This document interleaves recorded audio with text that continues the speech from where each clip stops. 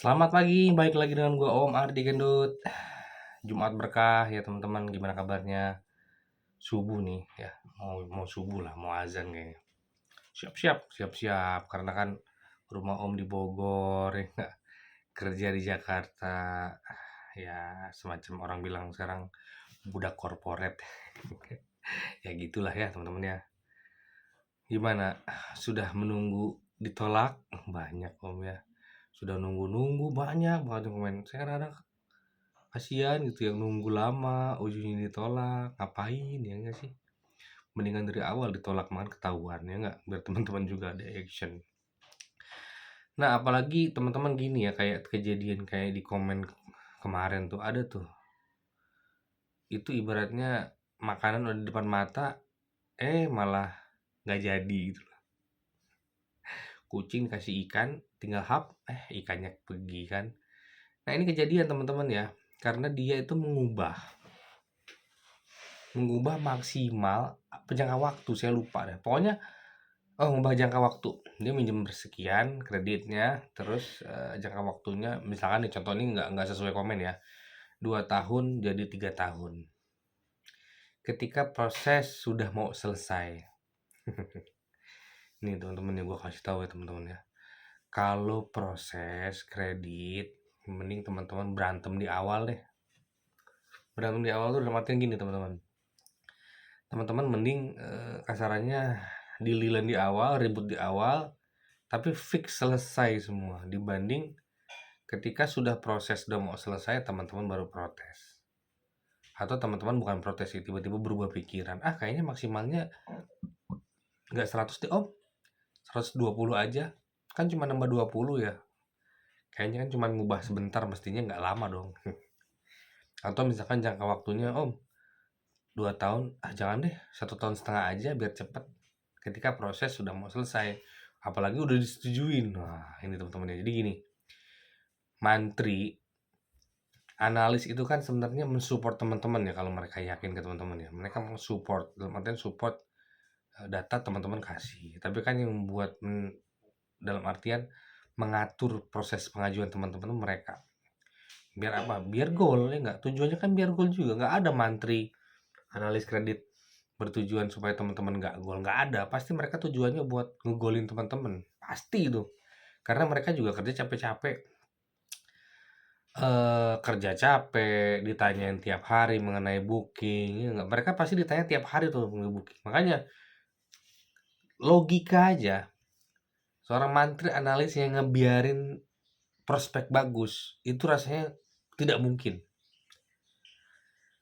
Kenapa saya bilang? Karena mereka ditanya tiap hari. Prospek bagus, depan mata, nggak dikerjain, didiemin, nggak di survei-survei. Jadi nggak mungkin. Makanya gue bilang kemarin di video gue sebelumnya, survei itu maksimal seminggu dari setelah teman-teman ngasih data. Karena kalau memang mantri analis itu berpikir teman-teman tuh bisa diproses bagus, itu pasti cepat mereka survei. Makanya gue bilang, nggak mungkin mereka ngebiarin prospek bagus. Kecuali mereka sebenarnya nggak yakin juga sama sama prospek usaha teman-teman untuk dikasih kredit.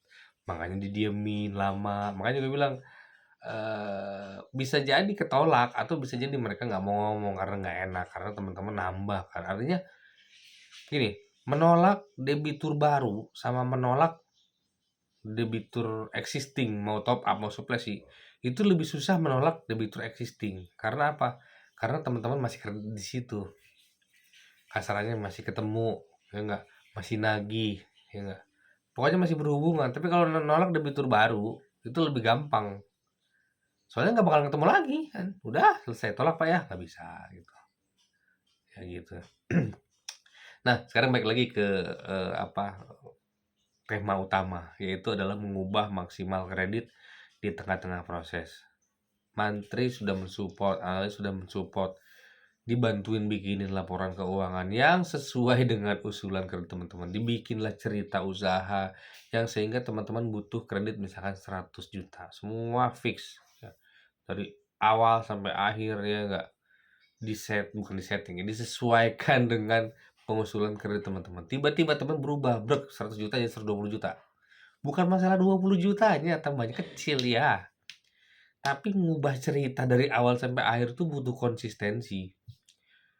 kadang ketika teman-teman berubah, mantri atau analis atau AO tuh nggak diketik ya, dirubah, diganti 120. Tapi cerita ke belakangnya kan banyak, panjang untuk sampai akhirnya dapat kesimpulan 120 juta lagi. Banyak, bisa sehari lo ngubah itu. Belum lagi sistem. Nah, kejadian yang di komen itu sudah lolos sebenarnya kreditnya. Saya belum baca komen selanjutnya ya, beliau balas apa ya. Dia udah lolos kredit sebelumnya. Tiba-tiba dia ngubah jangka waktu, minta ke mantri. Des, kan otomatis dibalikin lagi tuh sama sistem, kebalik lagi ke proses input awal. Ini logika sederhana ya, saya nggak ngerti sistem seperti apa. Tapi logika saya adalah ketika ngubah jangka waktu itu pasti balik lagi ke awal, nanti balik lagi, proses lagi dari awal lagi. Ketolak yang jangka waktu yang sudah diperbaharui yang sesuai keinginan debiturnya. Jadi asalnya sudah keterima, gara-gara ngubah jangka waktu ketolak terus, nggak tahu nih perkembangannya sampai hari ini gimana. Nah, itu loh kejadian yang ditakutkan sebenarnya. Karena kan sistem itu kan nggak ngerti, mana ngerti ya, kita bukan orang IT juga kok. Kita taunya input, ada juklaknya, nginput, gini gini gini gini gini. Apa yang diinput ini, nanti keluar hasil seperti ini. Ya kalau sampai sedetail itu nggak ngerti juga, ya. Nah makanya gue bilang mending berantem di awal supaya apa? Supaya teman-teman genah kan, ini udah fix, udah nggak usah mikirin lagi. Nah, kalaupun ada yang melakukan perubahan, jangan dari teman-teman. Misalnya ditelepon mantrinya, Pak, kayaknya kreditnya nggak bisa 100 deh Pak, bisanya 90 supaya gol. Nah baru, jadi yang merubah-rubah itu bukan dari sisi teman-teman yang ngajukan, lebih lebih ke orang banknya, analis kreditnya, mantrinya yang bilang ke teman-teman, nggak bisa nih, harus sekian gitu loh. Karena mereka udah tahu depan depan sistem sistem bank mereka sendiri yang mengerjakan misalkan KUR atau komersil ya. Jadi jangan teman-teman yang minta rubah, mereka yang bank yang menginformasikan, nggak bisa nih segini. Kalau mau gol segini, nah itu baru benar. Ya, nanti lain kali, kalau saya gini, nanya ke calon debitur, calon peminjam ya. Pak ngajukan berapa? 150. Pasti saya bilang gini, Pak, serendah-rendahnya yang bisa Bapak terima berapa? Karena apa? Karena saya harus analisa data, saya harus masukin sistem, saya harus meminta keputusan pemimpin saya, bos saya, kepala unit, pinca saya. Kira-kira serendah-rendahnya berapa? Pasti saya tanya gitu. Biar apa? Kalau misalkan tiba-tiba turun kreditnya di sistem ternyata nggak sesuai dengan keinginan teman-teman, saya tinggal ngomong, Pak, ini segini ya, gitu. Atau tinggal lanjut aja prosesnya sampai akhir. Sepanjang teman-teman masih mentoleransi maksimalnya. Ya, misalkan teman-teman ngajuin 150 nih. Saya tanya, Pak, serendah-rendahnya berapa sih karena ada kejadian hal? Oh, saya masih 100 juta masih mau terima kok. Nah, tiba-tiba di sistem cuma 120. Lanjut aja proses sampai selesai. Nggak perlu nanya teman-teman lagi. Tuh teman-teman juga udah bilang kan minimalnya kredit berapa kan. Jadi gitu teman-teman ya. Jadi jangan sampai teman-teman ngerubah-ngerubah ketika sedang proses ya. Karena itu sangat-sangat merepotkan teman-teman mantri dan ujung-ujungnya ketika tolak lagi, ketika diinput lagi dari awal ketolak lagi, yang rugi teman-teman juga, ya enggak? Kalau mantrinya mah, "Ya Pak ketolak lagi gimana?" Gitu aja kan, kesel sih dia juga ya. Tapi kan yang dapat duitnya teman-teman ya enggak? Mantrinya cuma rugi waktu, ya teman-teman juga rugi waktu sih. Tapi kan teman-teman juga nggak dapat uangnya kan gitu kan, ya. Jangan ngubah-ngubah maksimal jangka waktu ketika proses sudah mendekati akhir, janganlah ya. Kalau emang mau enggak, akhirnya kan gitu.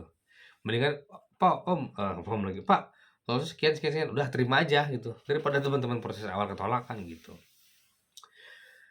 Ya paling itu sih yang bisa gue sampaikan pagi-pagi subuh ini ya, udah mau azan ya. Nah, mudah-mudahan teman-teman juga prosesnya lancar, jangan sampai ada yang aneh-aneh kan ya. Karena gue lihat tuh banyak yang, "Om gini gini gini," cerita kan, udah survei ditolak. "Om survei pasti cair gak sih?" Ini pertanyaan paling susah tuh, "Om kalau kita survei udah pasti cair gak sih?" Haha, gitu. Yang nggak tahu sebenarnya mah, mana ketahuan. Yang proses itu kan nanti analisnya, yang paling dikasih nanya, "Berapa sih, berapa hari sih proses?" Ya normalnya kalau kredit-kredit KUR, UMKM kayak teman-teman sih paling seminggu sih harusnya udah cair harusnya ya, nggak perlu lama-lama kan gitu.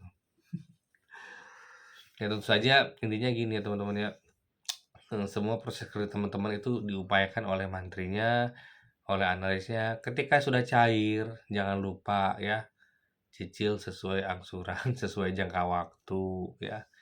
Jangan sampai ada apa-apa. Usahakan maksimal kalau misalkan ada hal tertentu di luar kendali ya itu sih ya sudahlah, kita kita tinggal ngobrol aja, komunikasi ini mau diapain nih, mau diselesaikan ya.